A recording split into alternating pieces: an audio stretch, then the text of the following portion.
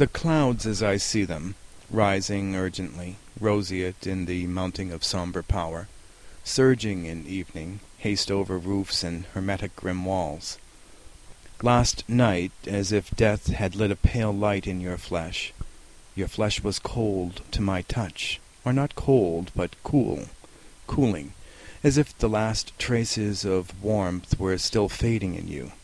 My thigh burned in cold fear where yours touched it.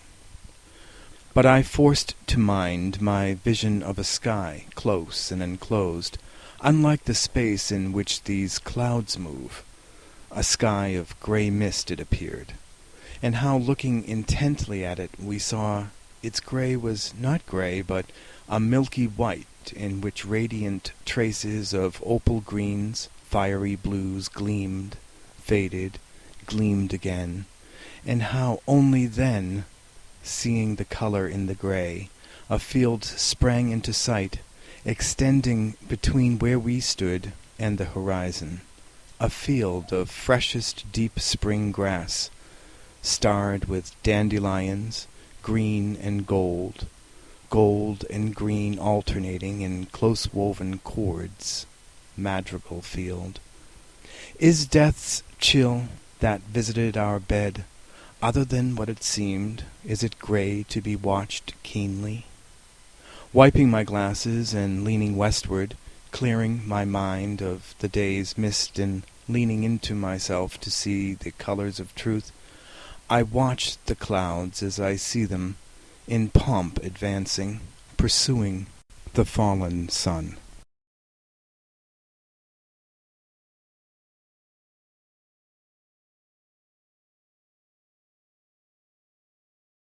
From the tawny light, from the rainy nights, from the imagination finding itself in more than itself, alone and more than alone at the bottom of the well where the moon lives, can you pull me into December?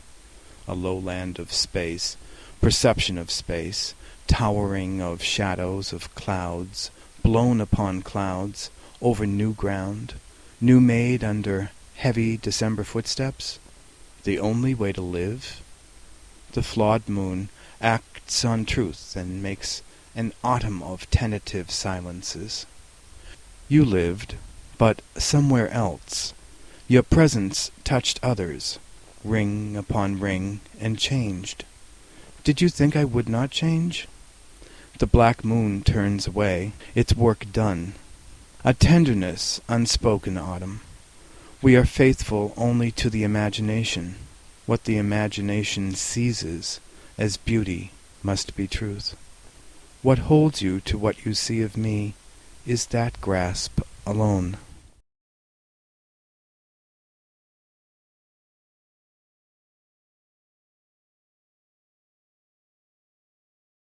Come into animal presence. No man is guileless as the serpent. The lonely white rabbit on the roof is a star, twitching its ears at the rain. The llama, intricately folding its hind legs to be seated, not disdains but mildly disregards human approval. What joy when the insouciant armadillo glances at us and doesn't quicken his trotting across the track into the palm brush. What is this joy?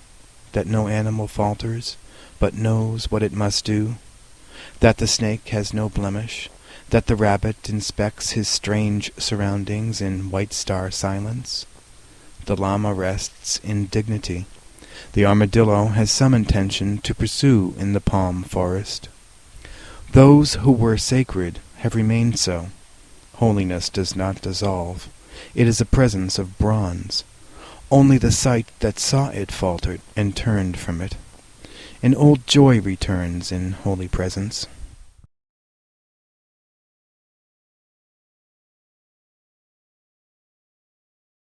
The disasters numb within us, caught in the chest, rolling in the brain like pebbles.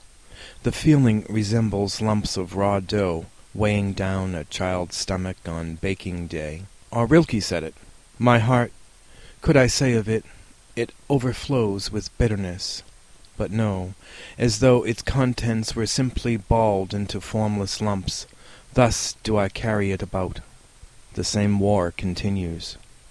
We have breathed the grits of it in all our lives. Our lungs are pocked with it, the mucous membrane of our dreams coated with it, the imagination filmed over with the grey filth of it. The knowledge that humankind, delicate man whose flesh responds to a caress, whose eyes are flowers that perceive the stars, whose music excels the music of birds, whose laughter matches the laughter of dogs, whose understanding manifests designs fairer than the spider's most intricate web, still turns without surprise, with mere regret, to the scheduled breaking open of breasts, whose milk runs out over the entrails of still alive babies, transformation of witnessing eyes to pulp fragments, implosion of skinned penises into carcass gullies. We are the humans, men who can make, whose language imagines mercy, loving kindness. We have believed one another mirrored forms of God we felt as good. Who do these acts, who convince ourselves it is necessary? These acts are done to our own flesh. Burned human flesh is smelling in Vietnam as I write. Yes, this is knowledge that jostles for space in our bodies, along with all we go on knowing of joy, of love. Our nerve filaments twitch with its presence, day and night. Nothing we say has not the husky phlegm of it in the saying. Nothing we do has the quickness, the sureness, the deep intelligence living in peace would have.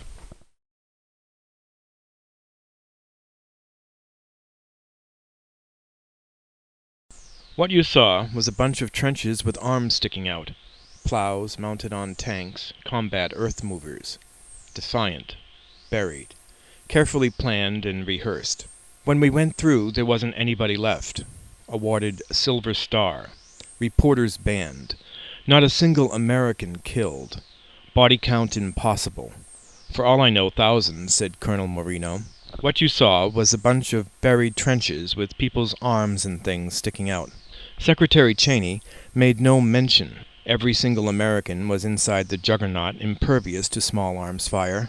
I know burying people like that sounds pretty nasty, said Colonel Maggart, but his force buried 650 in a thinner line of trenches.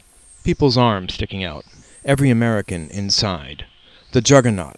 I'm not going to sacrifice the lives of my soldiers, Moreno said. It's not cost-effective. The tactic was designed to terrorize, Lieutenant Colonel Hawkins said, who helped devise it. Schwarzkopf's staff privately estimated 50 to 70,000 killed in the trenches. Private Joe Queen was awarded a Bronze Star for burying trenches with his earth mover. Inside the juggernaut, impervious. A lot of guys were scared, he said, but I enjoyed it. A bunch of trenches, people's arms and things sticking out, cost-effective.